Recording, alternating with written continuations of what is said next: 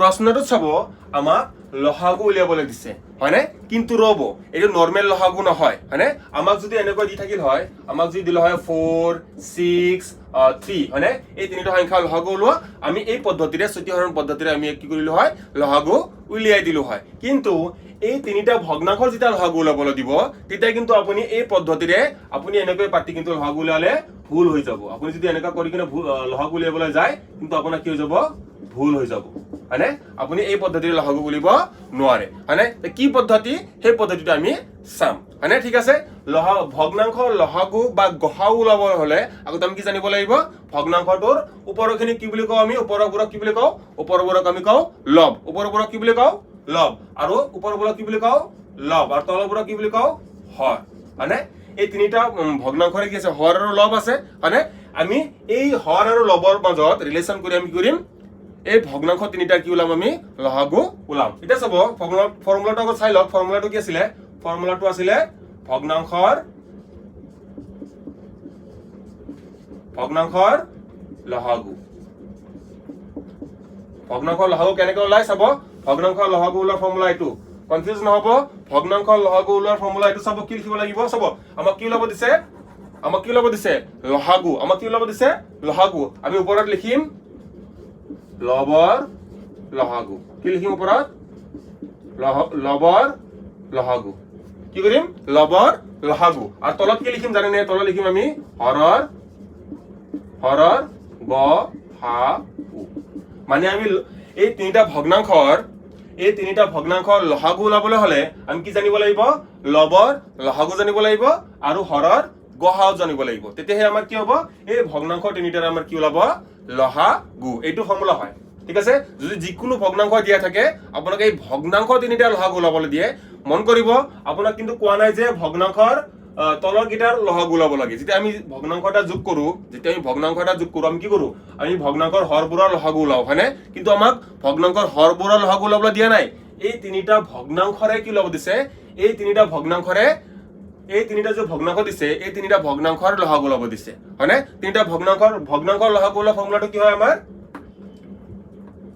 ওপৰত কি লিখিম লবৰ লহাগু ডিভাইডেড বাই হৰৰ গহাও ঠিক আছে বুজি পালো কথাখিনি এটা আমি ক্যালকুলেট কৰিম চাব কেনে ক্যালকুলেট কৰিব ওপৰত কি আছে ওপৰত আছে 2 3 6 ওপৰত কি আছে 2 3 6 মানে কি আছে লব গিটা ললো লবৰ আমাৰ কি লাগে লবৰ লহাগু লাগে লবৰ লহাগু লগ কিৰে যায় গুৰিটা 2 ৰে যাব 3 আৰু কিৰে যাব 3 ৰে যাব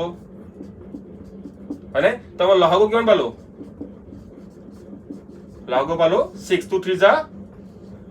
6 বাকি 1 আছে গুটিটা পূৰণ কৰিলে কিমান হ'ব 6 মানে লবৰ লহাগু কিমান পালো আমি 6 লবৰ লহাগু কিমান পালো আমি 6 ঠিক আছে ডিভাইডেড বাই আমি তলত কি লিখিব লাগিব হৰৰ গহাউ হৰ গিটা কি ল'ব লাগিব আমি এবাৰ গ হা উ ঠিক আছে হৰ গিটা লৈ লব 3 5 15 ঠিক আছে 3 5 15 এতিয়া চাব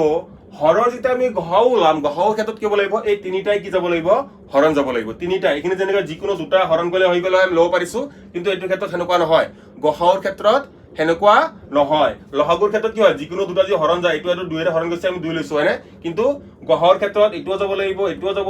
যাব লাগিব মানে কি হ'ব তিনিটাই হৰণ যাব লাগিব এটা সব 3 তো 3 ৰে যায় 5 তো 3 ৰে না যায় 15 তো 3 ৰে যায় হয়নে 5 তো 5 ৰে যাব 15 তো 5 ৰে যাব কিন্তু 3 তো 5 ৰে জমা যায় মানে এই গুটেই গিটা কি হয় কোনো সংখ্যাৰে একেলগে না যায় কিহেৰে যাব কেৱল 1 ৰে যাব কেৱল 1 ৰে যাব মানে আমি কিমান পালো গহাউ কিমান পালো গহাউ সমান 1 এইটো হে আমাৰ কি হয় গহাউ তলগিটা আমি নলাও ঠিক আছে গহাউৰ ক্ষেত্ৰত আমি এইগিটা পূৰণ নকৰো যিটো সংখ্যাৰে হৰণ যাব গুটেই গিটা যাব লাগিব কিন্তু এইটো ক্ষেত্ৰত আমি কি কৰিছিলো মাত্ৰ যিকোনো দুটা যে হৰণ যায় তেতিয়া লৈ লৈছো হয়নে কিন্তু এইটো ক্ষেত্ৰত কি হয় গুটেই গিটা যাব লাগিব যিগিটা আমাৰ ভিতৰত আছে গুটেই গিটা কি যাব লাগিব হৰণ যাব লাগিব আৰু গুটেই গিটা কিহেৰে হৰণ যায় কেৱল মাত্ৰ 1 এৰে হৰণ যায় মানে আমাৰ গহাউ কিমান হল আমাৰ গহাউ হল 1 মানে হৰৰ গহাউ কিমান পালো আমি হৰৰ গহাউ আমি পালো 1 মানে 6/1 মানে কিমান 6/1 মানে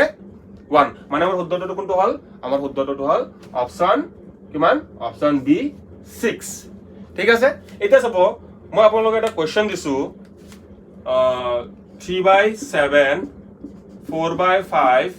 and 7/10 মানে এই সংখ্যাটোৰ আপোনালোকে লহাগু কিমান হ'ব আপোনালোকে কমেন্ট কৰি জনাবচোন লহাগু কিমান হ'ব এই সংখ্যা এই ভগ্নাংশ তিনিটাৰ লহাগু কিমান হ'ব এইটো আপোনালোকে কমেন্ট কৰি জনাব প্ৰশ্নটো চাব কি কৈছে √225 ৰ বৰ্গমূলটো কি সংখ্যা ক'ব যে স্যাৰ √225 মানে 15 ইমান ইজি কোৱেশ্চন √225 মানে কিমান 15 হয়নে আৰু এই 15 টো কি হয় এটা স্বাভাৱিক সংখ্যা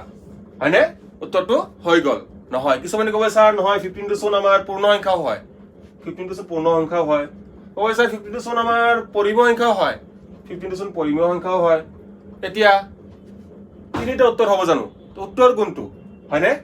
উত্তৰ কোনটো তিনিটা উত্তৰ কেনেকৈ পালো আমি হয়নে উত্তৰটো ঠিকে আছে প্ৰবলেমটো হ'ল কোৱেশ্চনত কেনেকৈ কৈছে চাব √225 ৰ বৰ্গমূলটো কি সংখ্যা হয়নে √225 মানে কিমান 15 ৰ বৰ্গমূলৰ কথা কৈছে হয়নে কি কৈছে √225 মানে আমি জানো 15 হয়নে আৰু 15 ৰ বৰ্গমূল মানে কিমান 15 ৰ বৰ্গমূল মানে √15 আৰু এই √15 টো স্বাভাৱিক সংখ্যা হয় জানো পূৰ্ণ সংখ্যা হয় জানো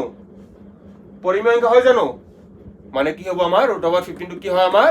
অপৰিমেয় সংখ্যা হয়নে কোৱেশ্চনটো বহুত ইজি হয় কিন্তু জাস্ট অলপ ইফাল খেলি মেলি কৰি দিছে সকলোৱে ভাবিব যে √225 মানে 15 আমাৰ স্বাভাৱিক সংখ্যা হৈ যাব কিছুমানে পূৰ্ণ সংখ্যা দি থৈব কিছুমানে পৰিমেয় সংখ্যা দি থৈব আৰু ক'ব যে কিছুমানে কোৱেশ্চনটো ভুল আছিল তিনিটা উত্তৰ দিছে হয়নে কিন্তু কোৱেশ্চনটোত কি কৈছিলে যে √225 ৰ বৰ্গমূলটো মানে √225 মানে আমি জানো 15 তাৰ বৰ্গমূল 15 ৰ বৰ্গমূল কিমান √15 আৰু √15 টো আমি √ৰ পৰা বাহিৰ ওলাব নোৱাৰো মানে আমাৰ শুদ্ধটো কোনটো হয় আমাৰ শুদ্ধটো হয় অপৰিমেয় সংখ্যা